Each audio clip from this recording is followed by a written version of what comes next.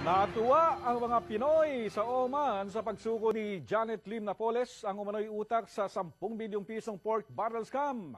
At ngayong nasa kustodya na ng pamahalaan si Napoles, dapat daw nang umusad ang imbestigasyon at palagutin lahat ng nagnakaw ng kaban ng bayan.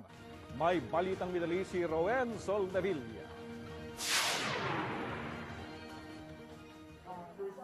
Nabunutan ng tinik ang mga OFWs nang mabalitaan nilang sumuko noong Miyerkules ng hating gabi kay Pangulong Noynoy Aquino ang umano'y pangunahing nagmaniobra sa paggamit ng 10 billion pesos na pork barrel na si Janet Napoles.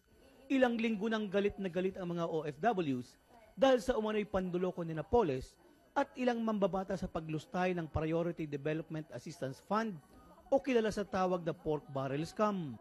Dapat lang naman talagang magpakita siya para at least malaman ng taong bayan kung ano talaga ang totoong nangyari. Napilitang magtago si Napoles noong isang linggo nang kasuhan siya ng Department of Justice ng illegal detention sa whistleblower na si Ben Harluy. Lumutang si Napoles pagkaraang i-anonsyo ni Pinoy ang pagbuyang 10 milyong piso sa sinumang makakahuli sa kanya. Pero sa ilang Pinoy dito, tip of the iceberg lang ang 10 bilyong piso na nakuha ni Napoles kumpara sa bilyong-bilyong pork barrel na kinasasangkutan ng ilang senador at kongresista.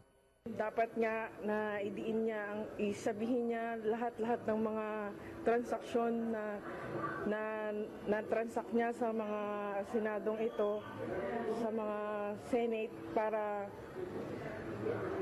mabigyan ng parusa, ng tamang parusa, ang ating mga ninakaw nila ay maibalik sa bayan.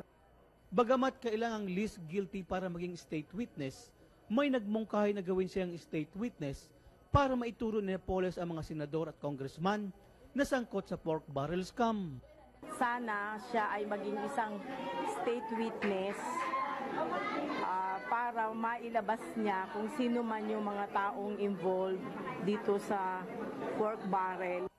Nanawagan din sila na huwag suportahan ang mga senador at congressman na sangkot sa scam kung sakaling tumakbo pa silang muli sa halalan. Umaasa ang mga OFWs na hindi mawawala ng saysay ang pagsuko ni Napoles at malalaman ang katotohanan sa likod ng pork barrel scam. Nagbabalita sa Middle East, Rowen Soldevilla, Muscat, Oman.